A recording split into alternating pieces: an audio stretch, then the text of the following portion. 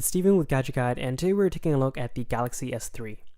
This is definitely not a new phone considering the Galaxy S4 will be announced in a couple of days, but it still has its markets, especially with its price dropping significantly.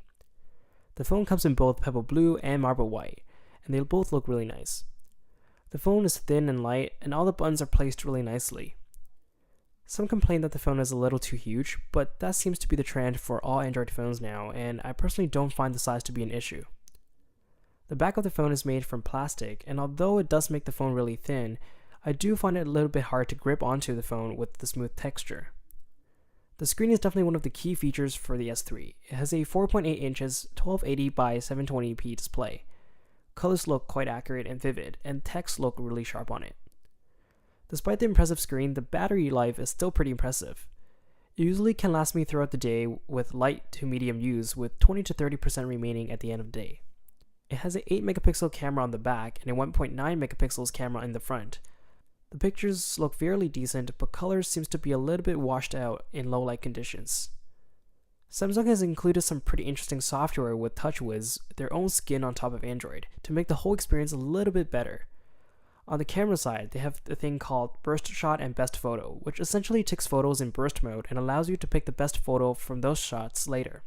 They also have things like Direct Call and Smart Alert, which I do find myself using a lot. Also, S-Beam is included, which means that this is an NFC-enabled device. One other feature that Samsung has been trying to stress on the phone is S-Voice, which a lot of people considered the Samsung's version of Siri. However, I really never find myself make use of it because of the existence of Google Now. Speaking of Google Now, this phone is running Android 4.1 Jelly Bean, and it seems to run very smoothly. Things are responsive throughout the whole system. In terms of hardware, the S3 doesn't disappoint either. Usually things run really smoothly, but in certain occasions or in certain apps, you do notice a little lag. One advantage this phone has over some of the popular phones, such as the Nexus 4, is the fact that it has LTE.